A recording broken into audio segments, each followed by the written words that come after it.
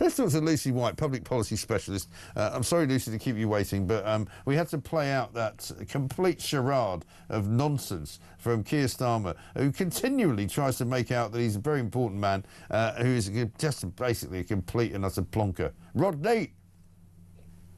Yeah, he is an utter national embarrassment. That's all he is. He's a national embarrassment. He really is. Let's talk a little bit about the whole situation that's coming up. Which one of the things that he doesn't address, right, and he hasn't ever addressed in his very many social media posts, is what's about to happen this weekend. More protests around the migrant hotels, more people getting continually cheesed off, shall we say, about the fact that these migrants are sitting in their communities, wandering about willy-nilly without any kind of supervision whatsoever. Nobody knows who they are, nobody knows what they've done, nobody knows what they're likely to do. But what we can say with a fair amount of surety is they're probably going to sexually assault some women over the weekend.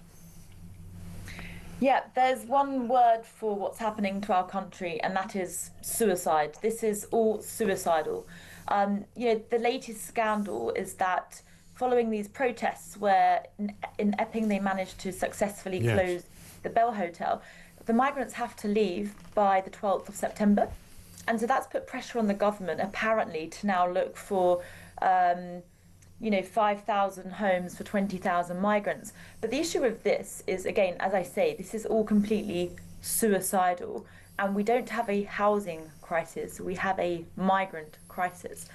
But specifically, what's interesting is if you look at the asylum seeker, the Immigration and Asylum Act of 1999 under Section 95, it literally states that the government does not have any obligation to house them in specific accommodation. Right.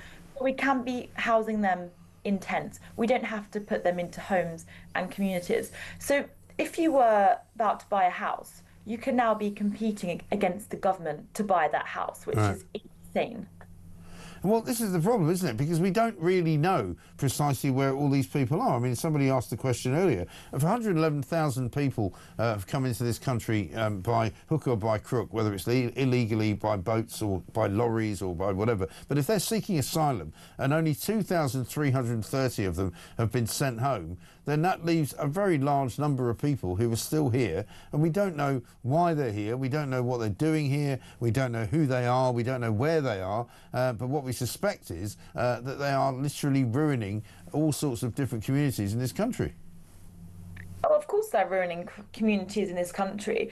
And what you're seeing is white flight. So, white British people are literally leaving the country because they cannot stand to be here anymore. If you've had your neighbourhood and your community ruined by migrants, you're not going to want to stay there because they are disruptive, they are not compatible, and they will reduce your quality of living very, very quickly. Exactly right. And so many parts of this country have been blighted in that way, haven't they? Where people talk about, I mean, for example, in Bournemouth, we learned at the weekend, the Sunday Times went down there, and there's 4 or 5 people who parade themselves around at night as a sort of vigilante gang to try and make sure that the streets are safe for women and girls in Bournemouth. And, what we're told is that, I haven't been down to Bournemouth recently, the beach is overrun by migrants, Sandbanks, one of the most wealthy parts of the country, overrun by migrants. It's extraordinary what's going on. Yeah, it's absolutely extraordinary. And, if you look at the countries that these men come from, it could be Eritrea, Afghanistan, Sudan, etc. Right. Our very own Foreign Commonwealth and Development Office advises against all travel to these countries. Yeah. Is willing to flood our country with men from there who are illegal, of course. And, none of this makes sense. This is completely suicidal. So all I'm waiting for is for this Labour government to go. Keir Starmer should resign over this. It is a national emergency. But as soon as we get some competent people in power, we need to go back over at least the last 10 years and reverse all the damage that has been done.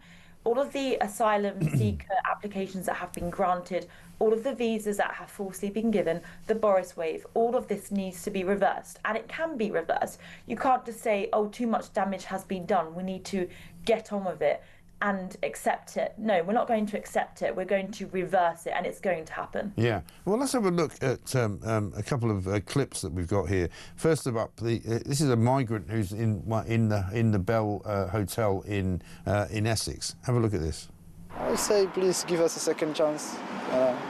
Please treat us the same way you treated us before the incident, because we are the same people. Before the incident, you didn't view us as criminals or anything. You were okay with us before the incident took place. We are the same people. One person doesn't change us. One person does not, represent us or what we are. That's what I want to say to them. And a message about having to move. Do you want to move? Please, I say, please don't move us, because if you move us, everyone else will want to do the same to us. I mean, I don't know who's interviewing this guy, right? I would have said, what are you doing here?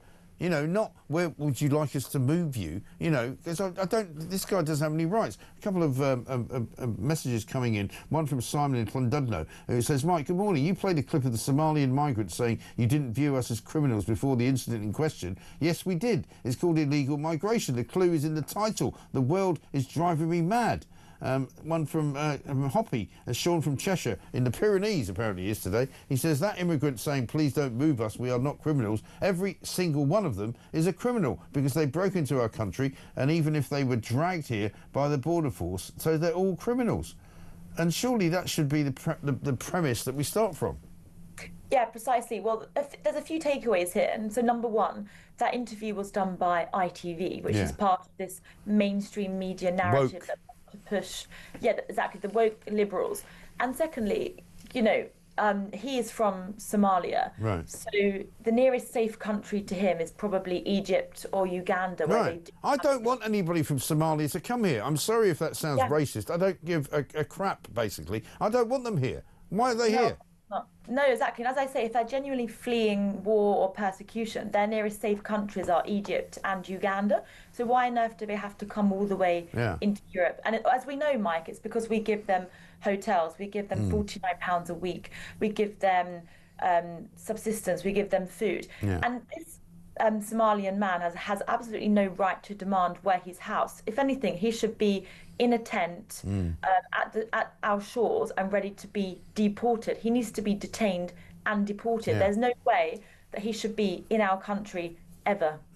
No, exactly right. And this is the point, this idea that we've somehow got a duty to help these people. I don't know where we got that duty from, but I'm not interested, and neither is most of the country interested in having a duty. We've got a country that's full up. We've got a country that is overburdened with excessive payments to people who don't do anything, plenty of whom are homegrown, by the way. And we don't really need to import any more people who don't actually bring any additional kind of merit to the country. These are not these. I mean, this guy, the Somalian, right? What exactly is he bringing to Britain that we need? I don't think he's bringing anything. Fear. He's just bringing fear, and if I saw him walking down the street towards me, I would instantly cross to the other side of the road. The other thing is, of course, when we say we have no obligation to look after these people, we actually do not. And I mentioned this recently, that in 1950, when the ECHR was created, it was created to protect the human rights of member states of the Council of Europe, which is Europeans, not the rest of the world. So that has been abused. We need to leave the ECHR. We need to repeal the Human Rights Act, because there are British people, British men and women in our country who are homeless, who are on a housing waiting list, and yet we are prioritising illegals from the third world who have never paid a penny into our welfare system, and yet all they do is take, and they are never going to be net contributors. So they have to all go. They've all got to go. They've all got to be detained and deported. The sooner, the better. Yeah. And how do you feel as a woman, Lucy? Because I ask this question now of any woman that comes on the show about this particular subject. I mean, have you felt in any way in danger walking around the streets of this country? Yeah, of course, absolutely. I mean, I'm also a spokesperson for the Women's Safety Initiative. And one of the reasons I do this is because mass migration threatens women in our country. And I have felt unsafe many times. I've been, on the tube or walking around London where there are groups of migrants who speak in other languages. You don't know what they're saying. They will be staring at you, and it's methods of intimidation. So, if you look at where these men come from, the women there will typically have very little rights. These men typically come from countries where there is misogyny, and they are importing those cultures here.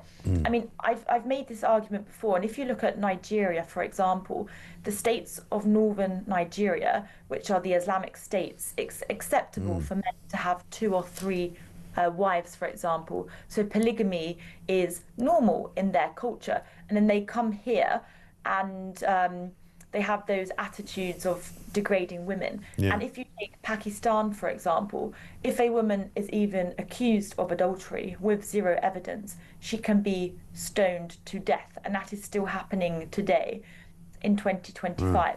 So I these know. men, Shocking. and look at the Pakistani Muslim grooming gang scandal. That was completely covered up by the government, by the police, by the mainstream media, all because they were too scared to be called racist. Well, we cannot be scared to call out the truth. So these grooming gang scandals, this is the moment that happened. The very first incident it happened, all of those men should have been deported. But instead, it's still going on today. So as a woman, of course, I'm not feeling safe to live in our country, Mike. I've been to many other countries where I feel much safer to wear, shorts or a skirt. But in London, you just don't feel. I don't do that, and the evidence is there. If you look on the London Underground, there are now posters that say "up skirting," which means that you should not be taking photos of women. I know. It's extraordinary, isn't it? They have to tell people not to do it. Listen, great to talk to you, Lucy. Thank you very much indeed. I'm going to leave it there just because we're short of time, I'm afraid. But very, very good luck to you. And, what woman should have to put up with that sort of nonsense?